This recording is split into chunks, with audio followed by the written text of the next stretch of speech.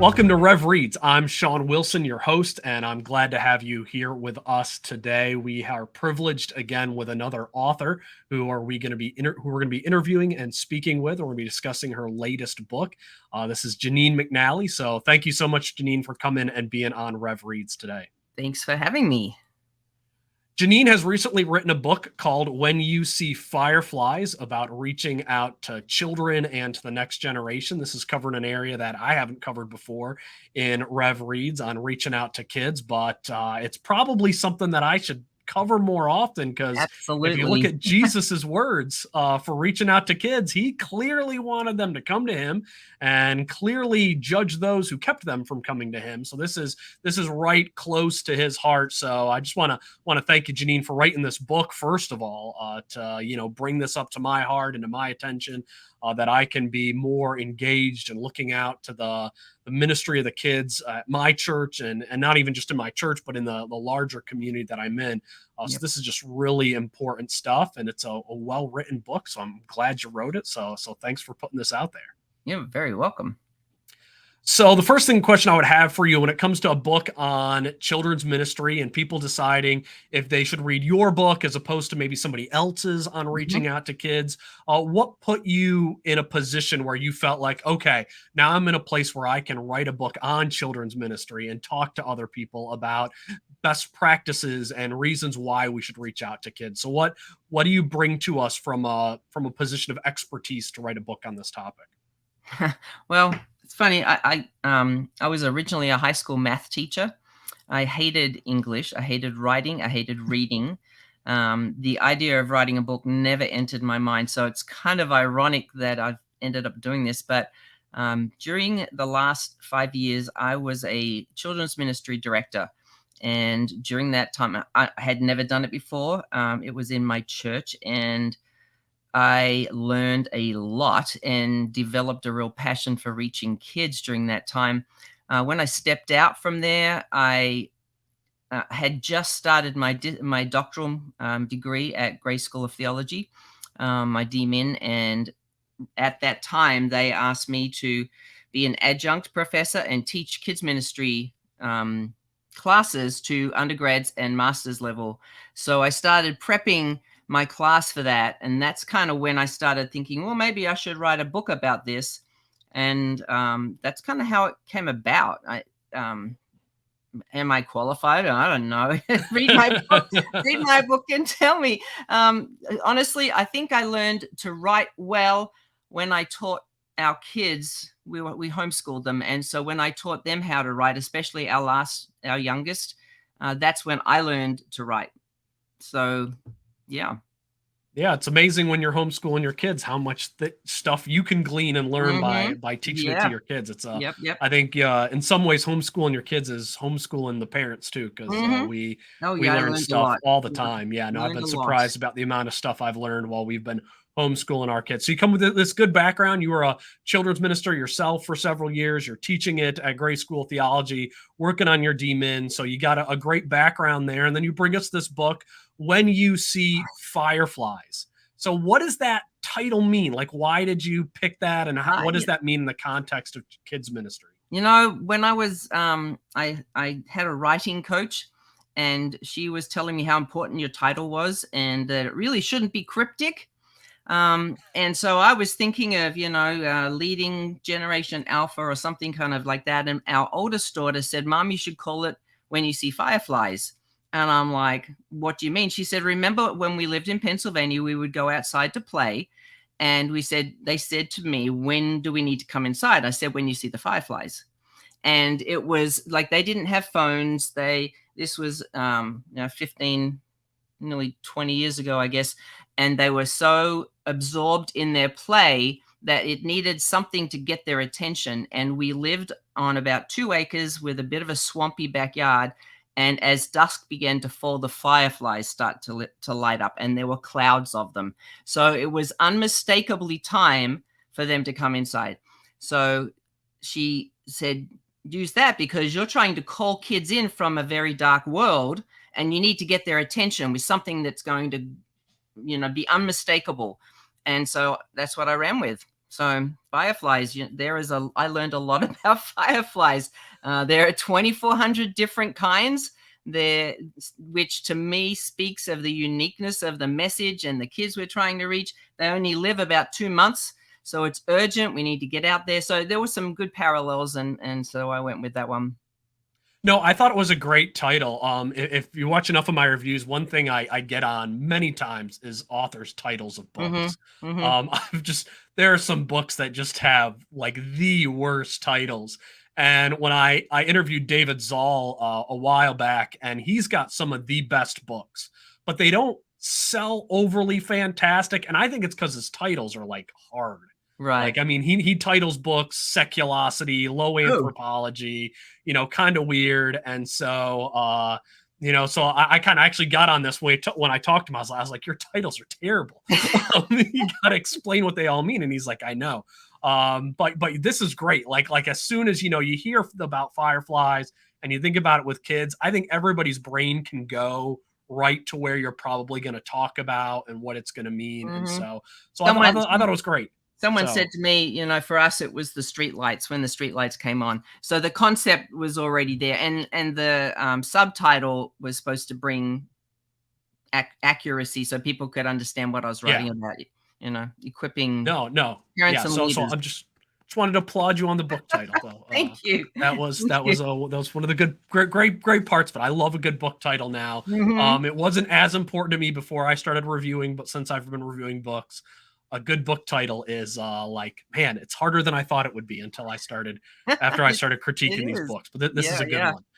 So this is all about reaching out to Generation Alpha, which I think is important to point out because I think most people would assume that reaching out to children is just reaching out to children. Like that's all there is to it. Like kids are kids. Right. But kids aren't just kids, because each time a new batch of kids come along, they're different than the batch of kids before.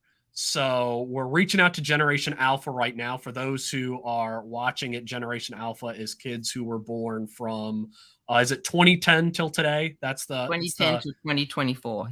Yeah, till this time period. So can you describe what Generation Alpha kids are like a little bit to people who might not have an idea of how they're different from other generations? Sure. Well, basic description. If you listen to Shawn's review of my book, his criticism was that it was a very specific niche, and he was right. I wrote this primarily for children's ministry leaders. There are chapters in there for parents and even pastors that could relate to that. My next one's going to be on parenting.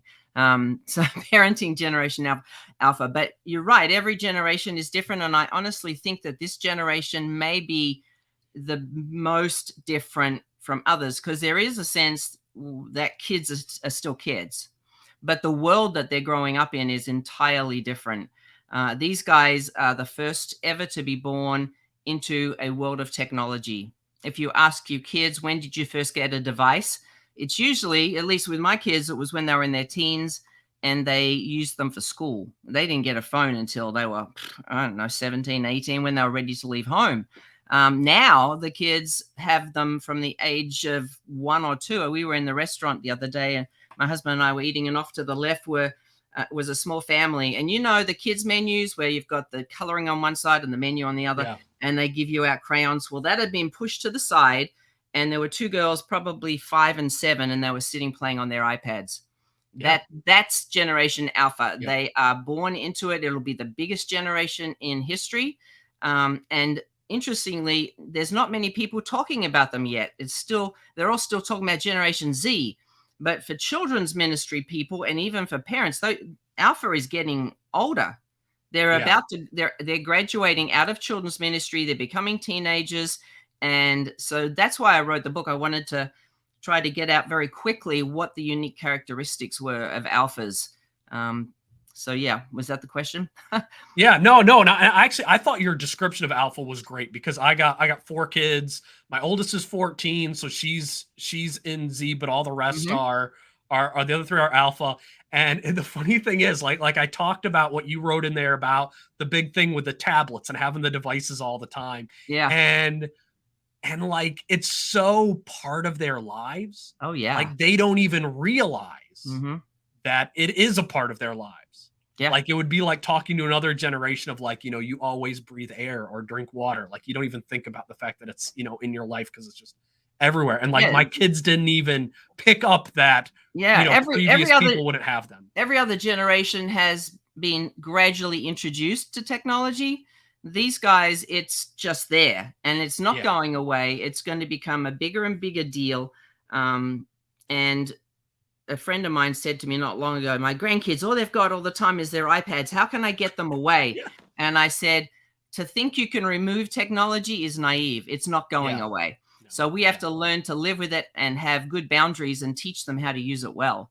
So that's are there any distinct differences that you see then between Alpha and Z and millennials, like in how they behave and how they act or anything like that? Sure. Well, millennials wanted their questions answered, and Generation Z want people to be real and honest and say it how it is. I think with alphas, with this technology and their social media engagement, I think what they're going to need is relationships, real, meaningful relationships, because technology can't do that.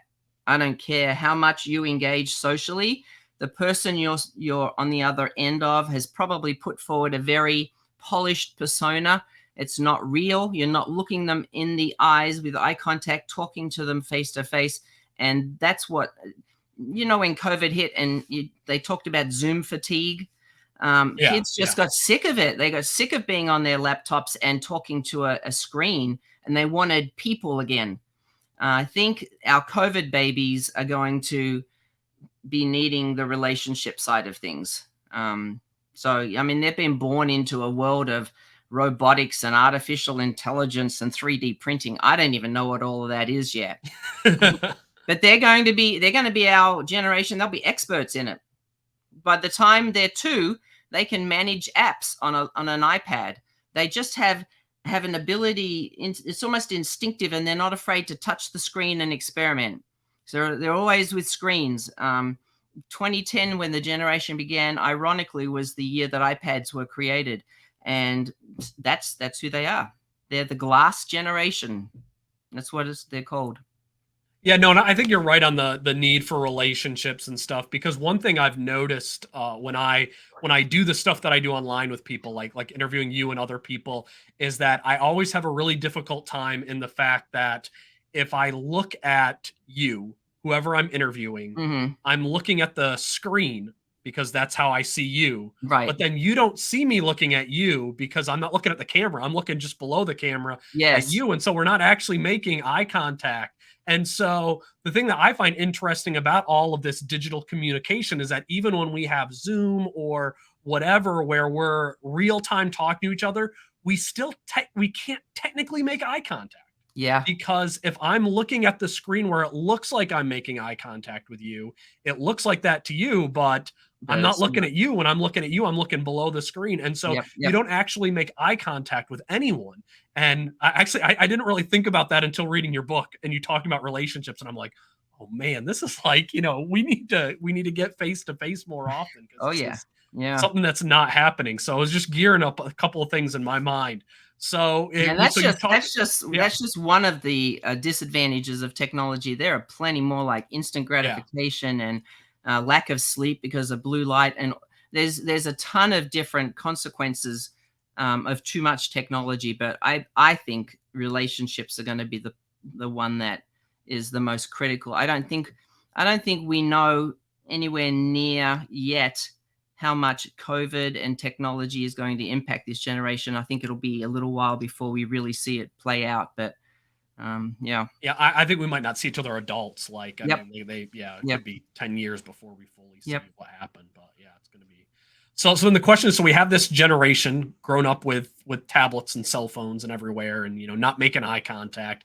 How does the church then ideally step in or be well equipped to help meet the needs of that generation of kids? Well, it's an interesting question, because you see churches scrambling right now to add technology in. And there's a sense in which we need it. Like if you pulled out cassette player, the kids would roll their eyes, or, you know, in a CD, or even lately DVDs. That's just, forget it. They've got Hollywood and all, and incredible apps and stuff. So the question is, do we try to compete with that? I don't think it's possible. We can't compete with Hollywood. They've got way more than we could ever get. So instead of trying to wow them, my thought is we try to win them, and the way we win them is with relationships and caring. So yes, we need a little technology in the room. We need to use it in good ways, maybe even spend some time teaching the kids how to use it and find good information instead of just Googling a topic and finding goodness knows what. We could use it in our classrooms to say, hey, you got a question? How about we look it up together, and we get out the laptop and we teach them how to search a topic and which ones are good and which ones we shouldn't be looking at. Things like that I think is helpful, but I think we need to balance it significantly with relationships, getting down on the floor, playing games with them, talking with them, letting them ask questions, that kind of stuff. And I think that is easy. Any church could do that. You know, you don't have to be a mega church with flashing lights and smoke machines. You can just sit on the floor and talk to them. And I think that is something the kids will respond to even more. Yeah, no, one of my favorite moments in your book was when you wrote on how if you see a kid at church looking at a phone or looking at a tablet, don't go up to the kid and belittle them or make fun of them or talk about how they shouldn't be on the device. You wrote how chances are the reason they're on their phone is because they feel like no one's engaging with them and they don't have any friends. And so that's a time to try to connect with them instead of discipline them or belittle them. And I was like, man, that is a good point. Like, you know, Right. that's how we need to be looking at that generation, is that's a chance to get somewhere with them. So absolutely. And how do you think churches are failing right now in their attempts to reach out to Alpha? Well, 75% of them are leaving. So we can say, oh, we're doing pretty good, but statistics tell us we're not. And unfortunately, we've known that for a while, that once they finish high school and they're out from under their parents, they tend to leave. The problem is that they're leaving earlier. That's what we're seeing the trend being. And I think part of that is their schedules are so busy and they're opting for other activities. Their accusations of the church are that we're hypocritical.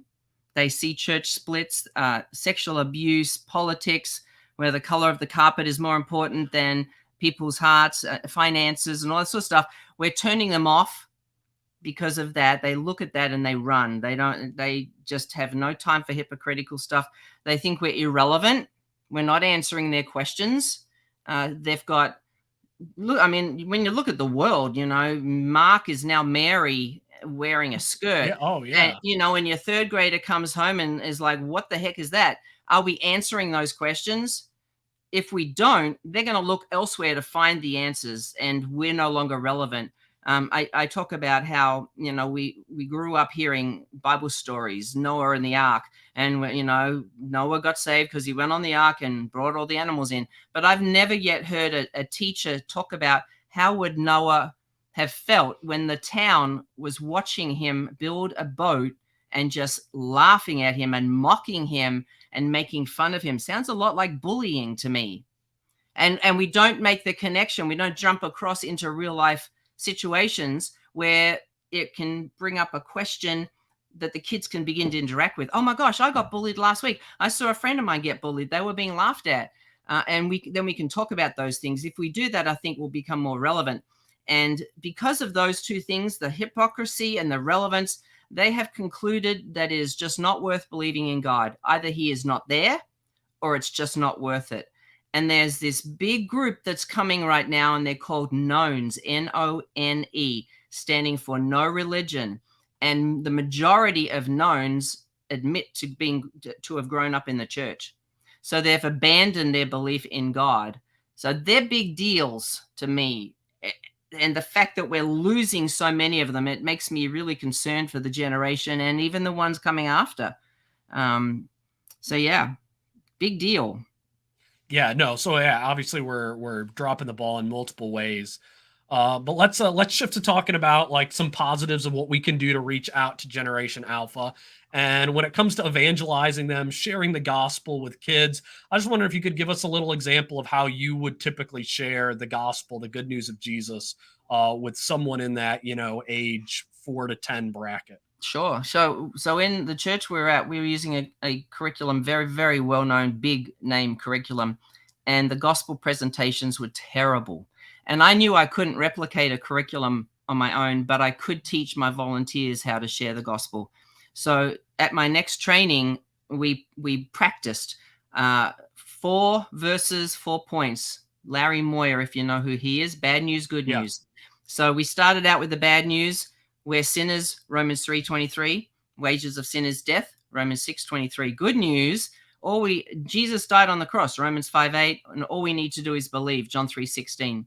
And I made up nice, pretty colored posters with those outlines in it, and I put them in every classroom. And I said, when you get to that point in the curriculum, which happened nearly every week, where they were supposed to share the gospel, I want you to skip that part and go to the poster and talk about 4 points, 4 verses. That way, as they made their way through the different years and the different classes and the different teachers, they were hearing the same thing over and over again. So that worked phenomenally for us, because Yeah. I didn't know how else to get around those horrible presentations. I couldn't cut and paste. So I just said, go to this every time. And I decided when I started my little ministry, Grace for Kids, that instead of trying to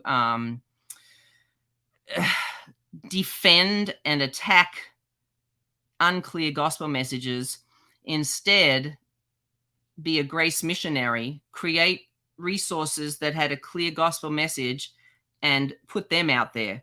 So most kids directors have got very little theological education. And so they come to a leader's guide and they basically just read what's in front of them. Yeah. I walked into a classroom in my second year of being there, and one of our former elders was teaching the 4th and 5th graders. And I heard him say, so Romans 10:9-10 says, if you believe in your heart that Jesus died and was raised again, how many of you have believed in your heart? And kids all raise their hands. And he said, but how many of you confessed with your mouth? And I'm like, oh my gosh, what are you doing? And I looked at the leader's guide. That's what it said. When I heard that, that's when I said, you know what? I can't assume that my leaders know how to teach the gospel well. So that's why we did what we did.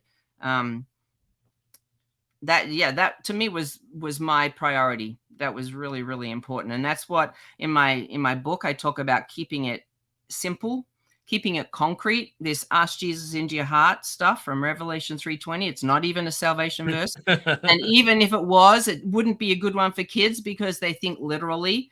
Give your heart to Jesus. He doesn't want our sinful hearts. He wants to give us a new heart. And I can't afford to go with, I can't give it literally. I can't take mine out and give it to him. So you've got to keep thinking concrete, simple, clear, keep it free. Don't attach it with an action, raise your hand, fill out a card. That just confuses kids. And until they're fully persuaded and they fully believe, if you get them to walk forward or raise their hand, all you're doing is getting a false profession of faith because they haven't really believed. So my firefly light illustration really fits with 2 Corinthians 4:4, where the God of this world has blinded the minds to the light of the gospel. We're trying to persuade their minds, their understanding. And so that was a priority for me at the church, to build in a good gospel message. Because if we don't have that, what's the point? What are we doing? Yeah. Yeah, no, I mean, and I think that is one of the tricky things with kids, is that as soon as you add those other elements of whether it's raising a hand or making a confession, then all of a sudden you'll have kids who just legitimately believe, Jesus saves because somebody raised a hand. He saves because we repeated this prayer. Exactly. And the gospel is never presented in the Bible under those terms. And I think the hard thing that we have going in the church, and one of the things I like about what you talk about in the book with a consistent message and it being clear, is that even when you read books by theological established guys that have PhDs, doctors in their names, you will still, in the midst of those works, find things like Jesus talked to the rich young ruler about how to get saved and told him Right. that you get saved when you sell all your possessions and give it up and are willing to be poor and follow him, and uses that. And it's like, that's not the gospel. You Right. didn't give up all your possessions in order to Mhm. be saved. And so, but then they'll say those kind of things. And it's Yep. like, we're not clear on any level of that.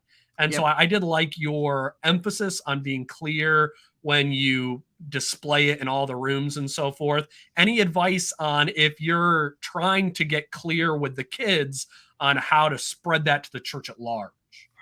That's a little tougher because it depends on your pastor, obviously. Yeah. Um, yeah, and where I was, my pastor wasn't overly cooperative with anything. So it was difficult. I really felt like I was a grace missionary there because most of the others on staff were reformed. So yeah, I just kept plugging away. I've learned the curriculum we had came from Lifeway Publishers. And I kept seeing this Romans 10, 9 and 10. And I'm like, why are they using that verse? Even if it was a salvation verse, there's so much ambiguity over its meaning and so much discrepancy, Oh, yeah. people disagreeing. Why use that one? And yet it's everywhere. I mean, it is in, Shawn, it's in nearly every curriculum. And I'm like, why? And I think it's because it's part of the Romans Road. But I well, yeah, I think most people, when they created the Romans Road, that was the destination. Yeah, And so, well, yeah, it's probably you got to part of it. stop Yeah. before you get there. So I asked the guy who was at the time involved in producing this curriculum, why'd you pick that verse? What, wouldn't there be a more simple verse? And he got very defensive. And what I learned from it is to try to win people over by attacking their theology is only going to alienate my resources. So instead of pointing out the bad stuff, it's like counterfeit money, you know, see what, if you know the real stuff, you'll see the counterfeit. And most teachers, with their lack of education biblically, like I said, they will just read it. None of them have a problem at all with that 4-point outline. They all love it. And I think what we do is we create these systems, ABC, to help the person presenting, because they're not sure how to say it. So they use ask, believe, confess, because it's easy to remember ABC, but it's not necessarily biblical. So that's why I'm like, even adults could remember 4 points, 4 verses. And so I built all of my resources around that outline. I asked Larry Moyer's permission after I did it. And he said, I love it. He said, that's great. But yeah, so consistency and simplicity is, to me, so critical. And, you know, after I taught that first class, the volunteers, my leaders, one of the teachers came up to me and she goes, oh my gosh, I've been doing it wrong all these years. I've been telling my sons to ask Jesus into their heart. She goes, this was so good. I love it. So from now on, I'm not going to say that. And I said, I didn't tell them not to do this, not to do that, not to do this. I just said, do this. And so, yeah, it was to me, it was a God thing. He just put that in my mind to try and do that instead of rewrite the curriculum, which I can't do. Too much. No, I thought it was great. Yeah, no, it was wonderful. Yeah, we got to get clear on those gospel presentations, on how we believe in Christ, and about, you know, getting the kind of confusing language out of there. But you talked about how you had pushback in your church with pastors who didn't really want to engage with what you do. And I'm sure lots of children's pastors have run into that before, and maybe want to throw in the towel because of that kind of stuff. So how would you encourage people who are right now working with kids and they're just like, oh my word, I need to get out of this and into something else? How would you encourage them to stay in the good work of working with kids? Well, you know, Shawn, I am firmly convinced that it is the most difficult job in ministry. You think about it for a second. You've got the greatest physical, social, emotional, and mental developmental span from birth. That's when all of those things are growing.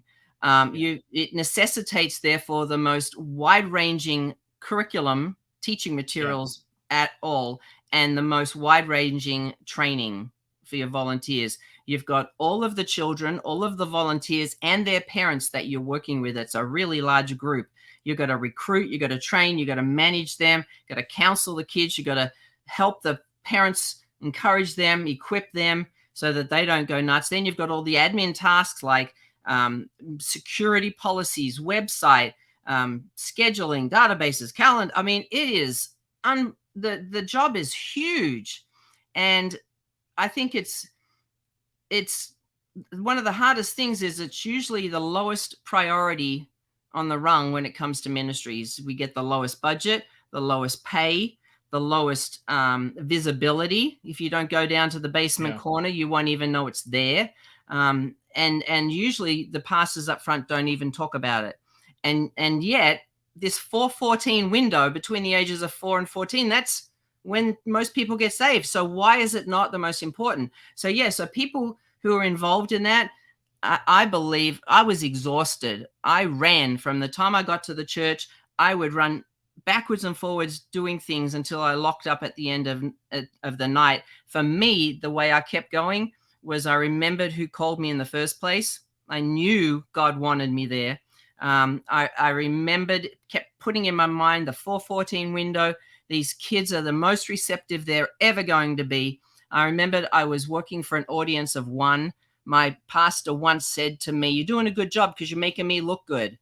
I'm like, that's not why don't care about that. I'm not doing that job for you. I'm doing it for my king. And then the last thing I remembered was, remember, the enemy is out to get these children. Someone said there's a race for the souls of our kids, and the first one that gets there wins. And I think that's why I'm so passionate about a clear gospel presentation. If Satan wants to derail children, which obviously he does, and the humanistic worldview is really infiltrating everywhere right now, he's happy about that. What better way than to confuse the gospel message? If our kids can get enough of the Bible, yet not enough of a clear gospel presentation of God's grace, they will leave either thinking they're saved or not being saved and go into teen and adult years exactly the way Satan wants them to. So I just kept rehearsing those things in my mind, my calling, the vision, my audience, and remembering that I needed to run in such a way to win the prize. Don't lose heart, Don't grow when you grow weary. Keep on doing good. And to me, it's a very difficult and very draining and very discouraging job. Oftentimes, when I was about to step out, I accidentally happened upon the pay stub of the worship guy who worked the same amount of hours, supposed to work the same amount of hours that I did. He didn't have a college degree. He spent most of his time out having lunch with friends. I was at the church running like a mad woman, and he was getting paid nearly double. When I saw his paycheck, I nearly died. All of the pay salaries are confidential for obvious reasons, and they were paying me spit. And I'm like, what? To me, that was an indication. I didn't go into it for the money, but when I think about how much budget is allocated for kids ministry, it's usually right at the bottom. They're scrambling to get decent curriculum. They're trying to do fundraisers for VBS Pro. Who else fundraisers? The men's ministry? I've never seen them try to raise money or get resources for Easter. Bring in your bags of candy. Why? Because we can't afford to buy them. To me, that's crazy. Should be a high priority, but it isn't. And yes, I think it's very easy to get discouraged. No, it was a great advice, though, on just focusing on, one, our Savior who called us, and two, on the importance of reaching these kids during this time. Mm-hmm. It's good to remember. And so, Lord willing, we might have some pastors who watch this who end up saying we need to prioritize this more in our own church. And then another thing that you hit on in the book was on the importance of getting men involved in children's ministry. And I wonder if you could just share a little bit about why you included that in the book as involving male leadership and volunteers. Because I think men need to know they're needed. They bring a whole different set of personality and physical gifts and strengths than what a woman is able to do. Even in the Bible, they're charged with the role of disciplining and training. Yeah. They're gifted in teaching kids how to be competitive and risk takers, how to be self-controlled and independent. They bring a whole set of different skills. And especially today with the nuclear family just disintegrated, and you've got single families probably in the majority, if not yet, they will be. Marriages are just becoming more and more in the minority, assuming it's even a good marriage. So these kids are coming, and especially the boys, and they've got no role model with the men. I love when I was doing my book, I picked up a book that my husband had gotten when we were in ministry doing church planning years ago, by David Murrow, Why Men Hate Going to Church, or Why Men Hate Church. And I read that. I read that one a while ago. Yeah, to me, it's fascinating that they see the church as being very pink, and children's ministry is as pink as you can get. And so the average guy, if you ask him to help with children's ministry, they don't want to work alongside a pink person. They want to work with men. They want to do men stuff. Yeah. So my thinking is then let them, bring them in with and create entry-level jobs that they feel good at doing. Teach them what you want them to do, and give them positions where they can use those skills that they have. You'll often see them running games. We had a guy at our church who loved the children's ministry, and he was phenomenal. He would run the games. He had a big, loud voice, and the kids would respect him and stop doing things that if a poor little old lady was trying to say, they just get run right over. Yeah. And they just give a strength to the ministry that women can't do. But yeah, they don't usually want to do it. And I asked a few guys that are in my life, what would motivate you to help out with children's ministry? And they said, things that really help us feel like something's worthwhile is if there's a challenge involved and we can have victory over the challenge. And if you give us instruction and tell us what to do, and stop decorating your rooms with flowers and bunnies, and talk, instead of just talking about mothering, talk about fathering, and don't make me change a diaper. I wouldn't want to. So don't put that in your policies. I think we've become so fearful of safety and security that we write in our policies, men are not allowed to change diapers. Well, they wouldn't want to anyway. But instead of saying that, say, when a diaper is changed, have two people present, or don't change them at all. We will get you as a parent. You can come in and do it. But don't push the men out, making them feel untrusted unnecessarily so, because my husband would never. He helped me in the kids' classes when the volunteer didn't show, and my mistake was just go in there and be the second person in the room. So he would go in and sit and look on his phone. What I should have said was, can you go in and spend a few minutes just chatting to the kids and getting to know some of the names? Give him a task, something he could do that would have made him feel like he was accomplishing something. He still did it anyway, bless his heart. He was wonderful. But men like to work in pairs. Let them team teach.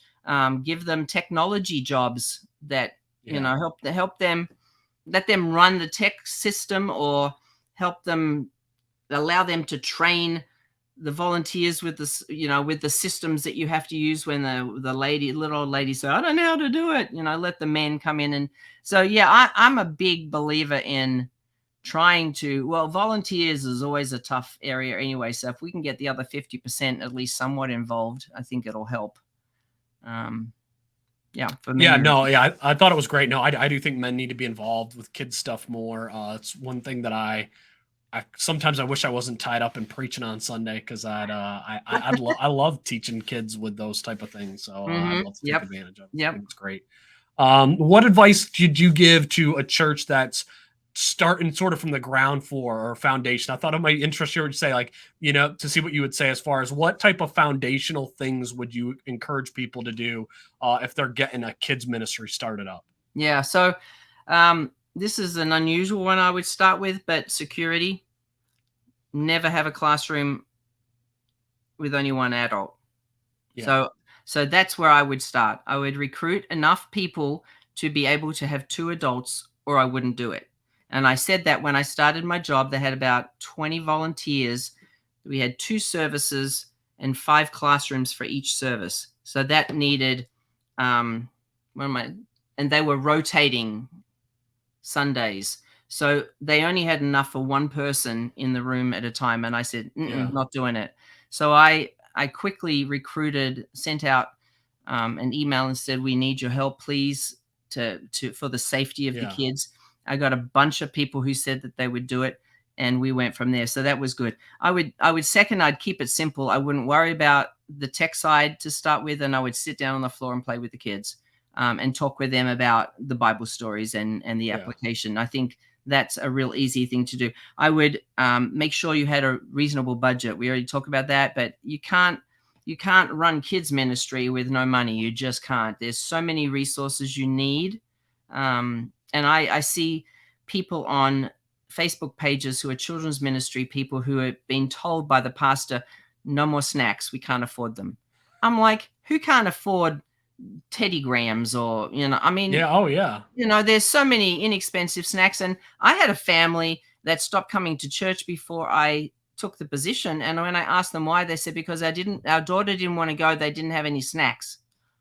I'm like, that was honestly their reason for not coming, because the kid didn't want to go because there were no snacks. I'm like, that's just crazy. Kids love snacks. It's Oh just my the way it gosh. is. Yeah. And I think I'd make sure, as the senior pastor, I'd make sure that the leader was good on the gospel, clear, and knew how to do it, and then that they would make that an immediate priority to train their volunteers. We need to be saying it often with these kids, Yeah. so they hear it, they learn it, and then hopefully they'll believe it. So yeah, I would do those things. I know they're kind of a little different from maybe what you were thinking, but to me, this 414 window, I don't understand why church leaders don't prioritize children's ministry. If that's the time when most of us are saved, why are you putting so much investment into adults who have already made up their minds? Because And you've they got, put the money in the offering plate. That's some what we're do, doing. some do, but what about people who are unbelievers? I They know. I'm just saying that's why you do it the way that we do it. I mean, Oh it's my just the goodness. So, practicality of but it. those people that are putting the money in, they've got children, get out there and help Yeah. them. So yeah, it's funny. We spent 10 years church planting, and my husband has the gift of evangelism. And during those 10 years, we saw people trusting in Christ for the first time. And I got really excited about evangelism. But when I went to do this children's ministry, and I realized that evangelism is so effective during that time period, Yeah. I was like on fire. Like, don't even get me Yeah. started. I am so passionate. This is the time we need to get them Yeah. before the world gets any darker and before they are turned towards what they think are greener pastures, and they're not. It's Yeah. Look at the world. It's a disaster. Oh my gosh. Yeah, no, it's dark, like you say in the book, and that's why we got to take advantage of this time while we Yeah. got it. So Yeah. I think your book is a good reminder. It's a good calling to people to reach out to those kids. So thank you so much for writing it. I really appreciate it. Sure. All right. Well, thank you for watching this interview with Janine McNally, the author of When You See Fireflies. I want to encourage you to go out and pick up a copy of her book. Also, if you want to stay up on what Grace for Kids is doing, what's the best way to stay up to date? Best place to go to stay up to date with Grace for Kids? On the front page of my website is a free ebook about Generation Alpha. It's 25 pages long. It's crammed with research, but it's just a little ebook. If you sign up there, you'll get on the mailing list, and then you'll be able to keep tabs And what's your on. website? My website is Grace, the number 4, and Kids with a Z. Kids All right. with an S was already taken by a preschool in Australia. So I So had to we'll go with the Z. So we'll put Grace for Kids, the link to that on the description of the video. Also, she's got a YouTube channel where she's starting to put together all the interviews that she's been in and so forth.